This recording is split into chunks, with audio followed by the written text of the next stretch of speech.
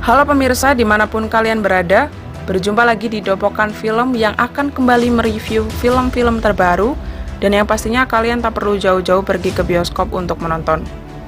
Kali ini Mimin akan membahas film Jolt yang merupakan film aksi komedi terbaru besutan Tanya Wexler yang akan menghadirkan aktris Kate Beckinsale. Dalam film ini diceritakan Lindy merupakan seorang perempuan yang kesulitan mengontrol amarahnya. Hal ini disebabkan oleh sebuah penyakit neurologis langka yang ia derita. Karena begitu mudahnya tersulut emosi, Lindy harus menyetrum dirinya sendiri dengan alat bantuan khusus agar tidak melukai orang lain. Tak usah terlalu banyak spoiler, yuk langsung saja ikuti kisahnya di Dopokan Film.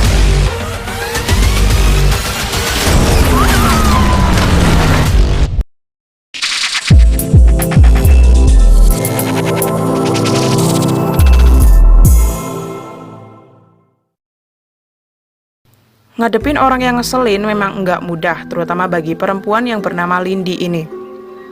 Dia terdiagnosa memiliki tingkat kortisol yang tinggi. Ini membuatnya lebih kuat dan cepat, namun dengan emosi yang tak stabil. Yang jahil ngambil kuenya bakal langsung dihajar. Yang gangguin dia main maka langsung dihantam.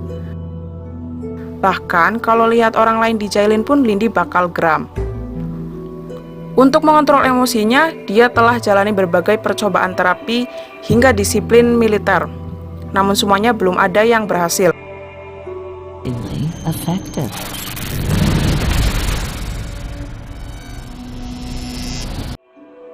Malam ini Lindy makan malam bersama kenalannya, Justin.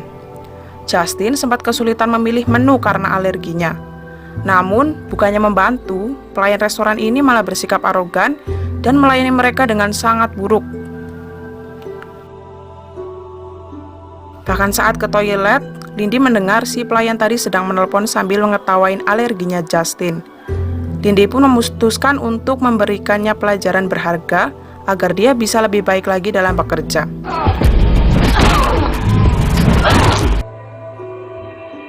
Kini Lindy menjalani terapi bersama Dr. Munchin. Dia punya inovasi berupa rompi elektrik yang dapat memberikan kejutan listrik pada penggunanya. Lindy menggunakan kejutan listrik ini untuk mengcancel luapan amarahnya. Saat kembali menemui Justin, Lindy mengatakan kalau dia tertarik pada dunia fotografi. Justin kemudian mendukung minatnya itu dengan membelikannya sebuah kamera. Justin memang membuat Lindy sangat nyaman. Kehadiran Justin membuat Lindy merasa kontrol emosinya semakin baik. Sayangnya kenyamanan ini berakhir dengan cepat. Detektif Vickers dan Detektif Nevin mengabarinya bila Justin telah terbunuh. Kematian Justin membuat emosi Lindy kembali meluap. Dia bahkan mengakali Vickers dan Nevin untuk keluar menemuinya. Sementara dianya sendiri menyusup ke kantor polisi untuk mengambil beberapa barang milik Justin. Saat mencari petunjuk di apartemen Justin, Vickers menelpon Lindy untuk mengingatkan agar jangan mengganggu proses penyelidikan polisi. Berbeda dengan Vickers yang bersifat lunak, Nevin mengambil jalan tegas dengan langsung mengejar Lindy dan bermaksud menahannya.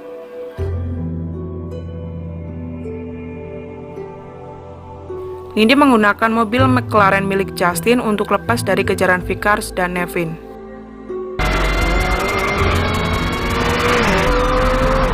Pengejaran ini bahkan hampir membuat Vickers dan Nevin kehilangan nyawanya.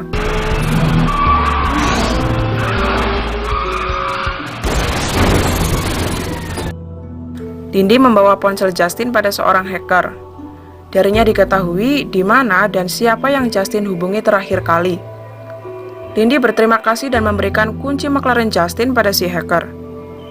Lindy kemudian menuju arena tarung bebas dan orang yang dicarinya ada di sana. Namun Barry mengaku tak membunuh Justin, tapi dia tahu siapa pembunuhnya. Barry bersedia memberitahu Lindy bila dia bisa mengalahkan 3 petarung terbaiknya.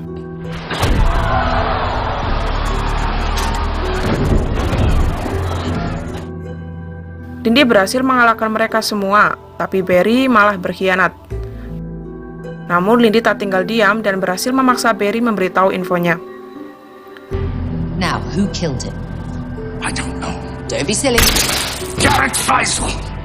Informasi ini disampaikan pada Vickers yang masih dirawat di rumah sakit.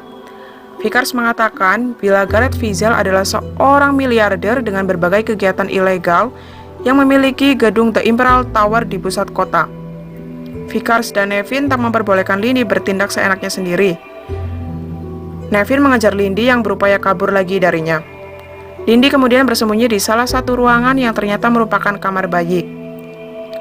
Karena terbangunkan, seorang bayi menangis dan memancing Nevin untuk muncul di sana. Nevin berhasil memojokkan Lindy. Namun nyatanya dia tetap saja tak menyerah. Menemui Gareth Fizell bukanlah hal mudah. Dia memiliki banyak penjaga yang diketuai oleh Declaroix.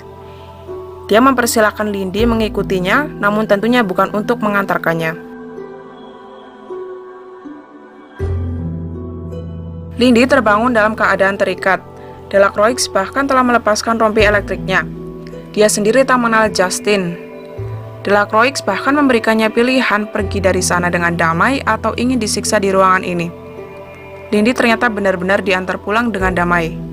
Hanya saja tabiatnya kambuh dan mencelakai si supir.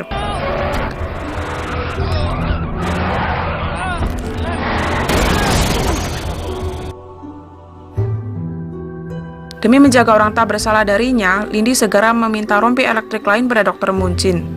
Sementara itu, Delacroix melaporkan kemunculan Lindy pada Fizell. Namun Fizell ternyata tak puas Lindy dilepaskan dan memberikan perintah untuk menghabisi Lindy.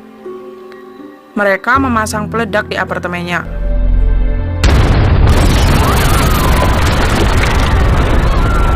Untunglah Lindy sempat menyadarinya dan membuat undangan palsu untuk mengelabui mereka. Tapi sayang, cara itu tak membuat Delacroix lengah. Delacroix ternyata benar-benar sadis dan telah menghubungkan sebuah alat untuk menyedot habis darahnya Lindy. Lindy merasa tersentak ketika alat tersebut bekerja. Untunglah masih ada celah untuk lolos dan berhasil balik menyiksa Delacroix.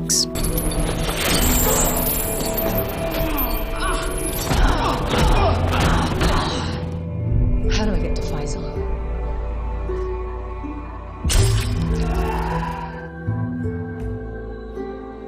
Setelah menghajar beberapa pengawal Fizell, Lindy menggunakan jempol Delacroix untuk mengakses ruangan Fizell. Namun di ruangan ini, Lindy malah dibuat kaget oleh Fizell yang telah terbunuh, sekaligus ada Justin yang ternyata masih hidup.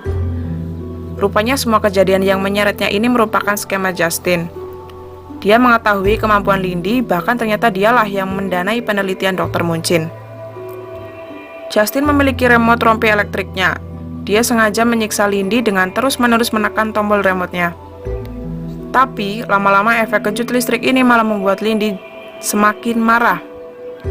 Lindy dapat kembali berdiri dan melemparkan tasnya pada Justin. Perhatian Justin yang teralihkan pada tas memberi kesempatan pada Lindy untuk melarikan diri ke dalam lift dan mengaktifkan hadiah terakhirnya untuk Justin.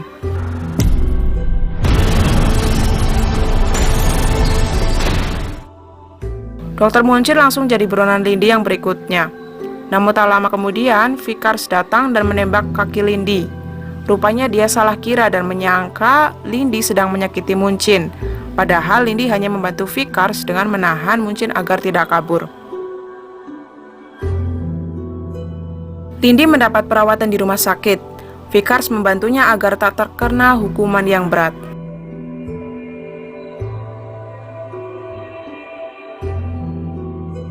Beberapa waktu kemudian, Lindy dapat kembali menghirup udara bebas dan kembali ke apartemennya yang sudah hancur terkena ledakan bom.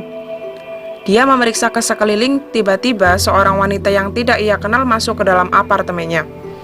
Tapi tante ini seperti sudah sangat kenal dengan Lindy.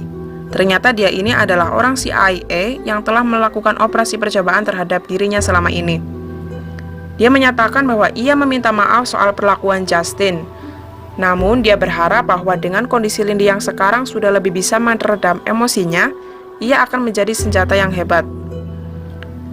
Dari omongannya bisa diperkirakan bahwa Lindy telah dipersiapkan untuk menjadi mesin pembunuh paling top milik CIA, dan layar pun ngeblank tanda filmnya sudah usai. Gantung ya guys, udah ketebak bahwa ending seperti ini biasanya kode dari pihak produser buat nyuruh kita nunggu edisi sequelnya.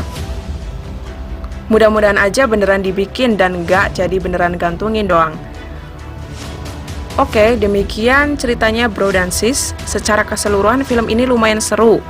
Kate Beckinsale lumayan asik bawain peran sebagai Lindy. Adegan aksinya juga lumayan menghibur. Terima kasih sudah menemani Mimin sampai akhir. Sampai bertemu di film-film seru selanjutnya. Bye! Effective.